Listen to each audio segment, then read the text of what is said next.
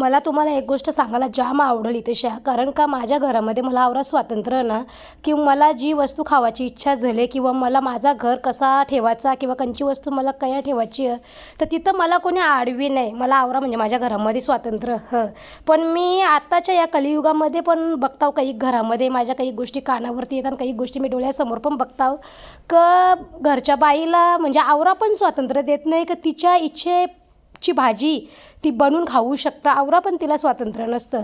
तर मी काय सांगताव जे दादा माझा आज व्हिडिओ बघताना त्यांना मी तुमची बायको तिला तुम्ही समजून घेऊ शकता. भले तुमचा आईबाप जुन्या जमान्यांचं किंवा जुन्या विचारांचं, पण त्यांना पटवून सांगण्याचं काम तुमचं. जशी आपली बहीण आपल्याला सुखी राहिलेली बघायला जास्त आवडतं, तसं कोणची तरी आपण पोर आपल्या घरामध्ये आणताव तर ती पण सुखी आणि समाधानी राहिली पाहिजे. जेव्हा ती सुखी आणि समाधानी आपल्या घरामध्ये राहतं ना, तेव्हा आपल्या घराचा नरकाचं स्वर्ग होतं का. तर ती आनंदाने ना खुशीने सगळी कामं करतात त्याच्यामुळे. तर आता बघा मना बरा नाही वाटत तरी पण मी आवरा टाईम झाले तरी पण मी भांडी कुंडी सगळा माझं काम मी आवरला, त्या पण असं एकदम मस्त फ्रेश होऊन का तर माझ्या पोराने मला म्हणजे आज बरा वाटावं म्हणून अशा काही वस्तू जेवून शाळल्या ना, तर माझा तिथंशा सगळा अर्धा दुखणा खपून गेला ना, मी जाम आनंदी झालो.